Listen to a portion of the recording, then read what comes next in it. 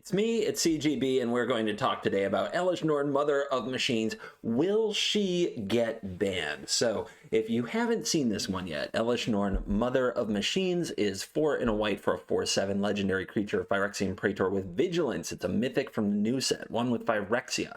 If a permanent entering the battlefield causes a triggered ability of a permanent you control to trigger, that ability triggers an additional time. Also, permanents entering the battlefield don't cause abilities of permanents your opponents control to trigger.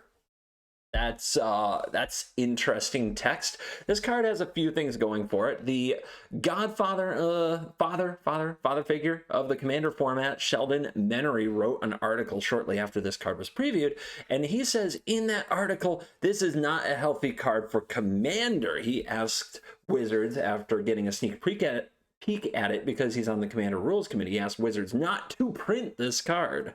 So is this card going to get banned? We're going to talk about a few formats, definitely formats that are on MTG Arena, since that's, kind of my thing. It's a CGB thing. But as far as Commander goes, I'm really curious to see, because when you look at it on the surface, this is a 5-mana 4/7 Vigilance with no enters the battlefield ability. And in the past, people would have looked at this and said garbage. Is it even playable in Standard at all? And yet here we are. There's like 7 different art printings. That's probably a whole other video topic all of its own. Why are there so many arts? Why do they mostly look like she's peeing? I don't know. But we're going to talk about Mommy and the history of this kind of effect in Standard and give kind of a breakdown idea of what we would expect from this card on MTG Arena. Does it need to get banned? So the first thing I think of when I look at Mommy here, Elesh Norn, is Yarok the Desecrated, a card that is much beloved. It is still a very heavily played commander in Historic Brawl, and you still run into decks trying to make use of it in the Historic format as well. People tried to make it work in Standard, but it didn't happen too often. What I could find most for effects like Elesh Norn in Standard was when this baby was legal. Panharmonicon, this 4-mana artifact, also caused artifacts and creatures entering the battlefield to cause triggered abilities to trigger an additional time for the controller. And this card actually did have its moment in Standard. This is Seth Manfield's deck from a Grand Prix top 8, I believe. A Panharmonicon blue-white. Now, these cards are from days gone by, but you can see the idea. Cloud Blazer. What if it was gain 4 life, draw 4 cards? That seems good. Eldrazi Displacer to get your blink on. Cards like Glintless Crane to dig for more artifacts. And of course, a few cards that would get banned in this format. Reflector Mage and Smuggler's Copter leading the charge for the entire deck. But there it was, 4 Panharmonicons in list. The other side of the card, though, because that's only half of Elesh Norn, half of what Mommy does, and the other side reminds me mostly of this card, Hushbringer. This is an Eldraine card, so recent and from the Arena era, and it was a 1/2 flyer that said when creatures entered the battlefield or died, they don't cause abilities to trigger. And this did lead to some brewing, but never much play in Standard necessarily.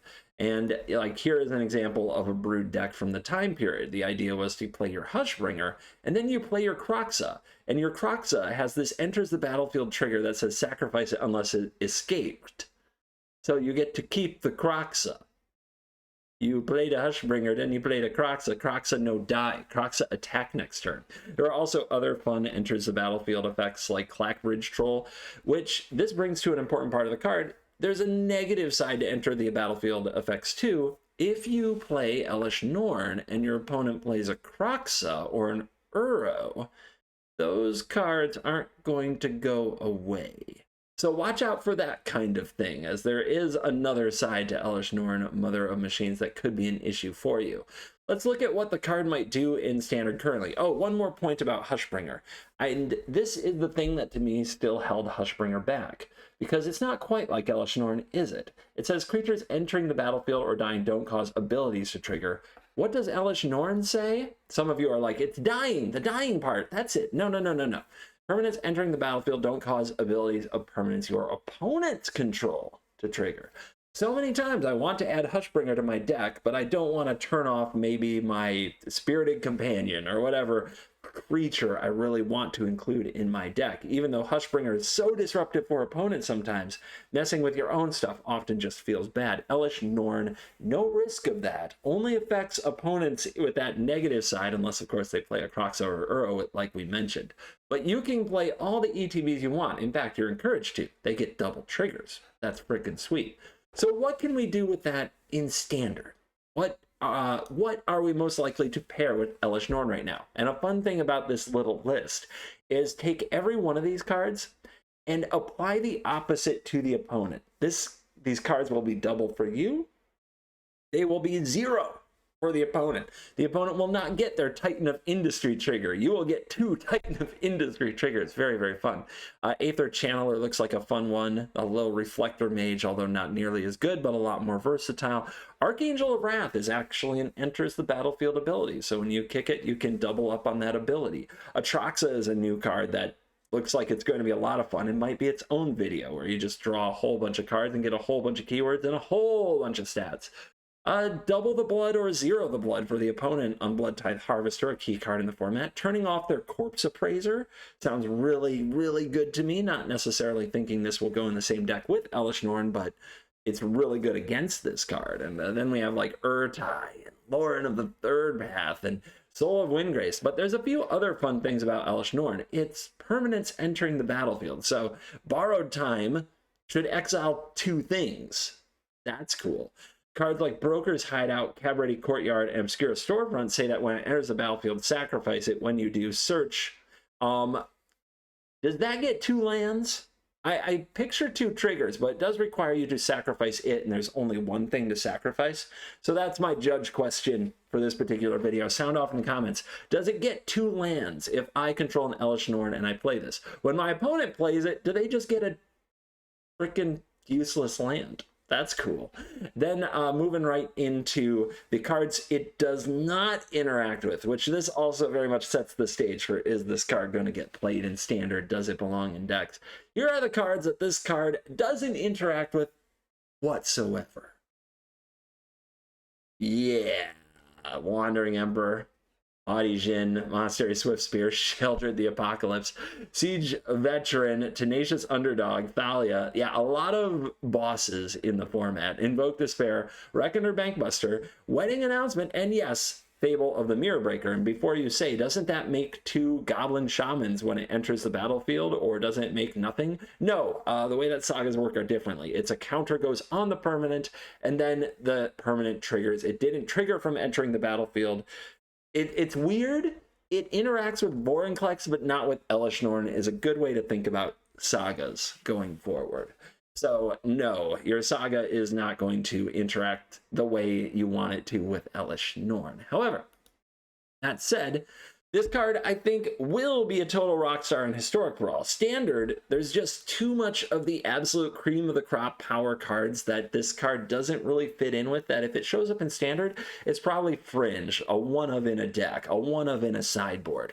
Or, you know, maybe something we haven't seen that really relies on enters the battlefield. Soldiers, mono red, mono black, mono blue, and all the mid-range stuff. Doesn't care for the most part. I think probably the best hit against this is Corpse Appraiser. Turning off Corpse Appraiser does seem really good. And the big mono white deck getting like double down Borrowed Time and double down Lauren might be good. We'll see about that.